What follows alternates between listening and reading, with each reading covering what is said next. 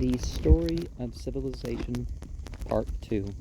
The Life of Greece, being a history of Greek civilization from the beginnings, and of civilization in the Near East from the death of Alexander, the Roman conquest, with an introduction on the prehistoric culture of Crete by Durant. Chapter 25. Egypt and the West. Section 5. Sunset in Sicily.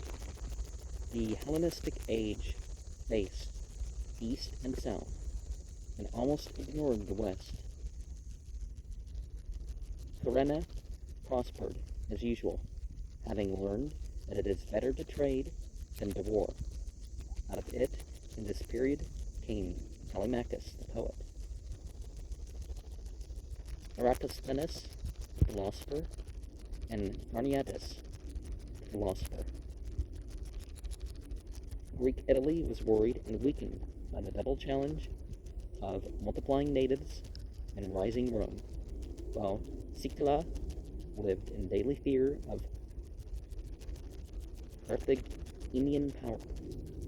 23 years after the coming of Timalion, a rich man's revolution suppressed the Syracusan democracy and put the government into the hands of 600 oligarchic families in 320. These divided into factions and were in turn overthrown by a radical revolution in which 4,000 persons were killed and 6,000 of the well-to-do were sent into banishment. The Catholic class won dictatorship by promising a cancellation of debts and a redistribution of the land. So periodically, the concentration of wealth becomes extreme and gets righted by taxation, or by revolution.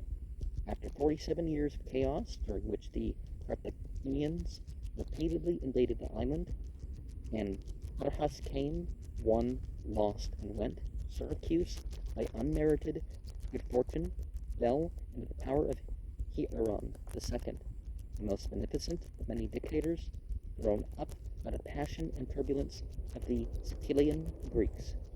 Hieron ruled for 54 years, says the astonished Polybius, without killing, exiling, or injuring a single citizen, which indeed is the most remarkable of all things.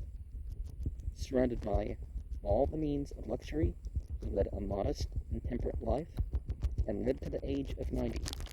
On several occasions, he wished to resign his authority, but the people begged him to retain it. He had the good judgment to make an alliance with Rome, and thereby kept the Carthaginians at bay perhaps a century. He gave the city order and peace and considerable freedom. He executed great public works, and without oppressive taxation, left a full treasury at his death. Under his protection or patronage, Archimedes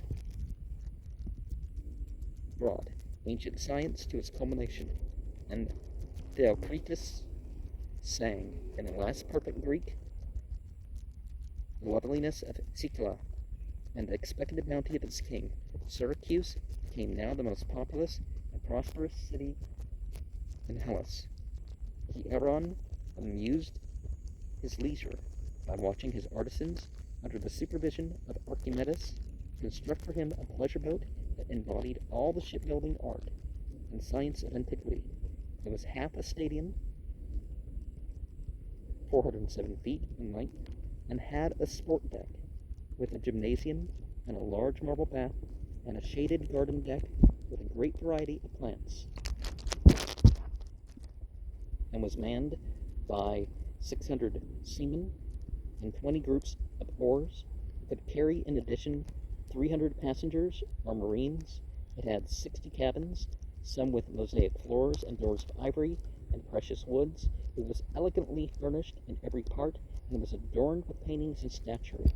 It was protected against attack by armor and turrets. From each of the 8 turrets, great beams extended, with a hole at the end through which large stones could be dropped upon enemy vessels. Throughout its length, Archimedes constructed a great catapult, capable of hurling stones of 3 talents weight, 100 74 pounds, are arrows 12 cubits, 18 feet long.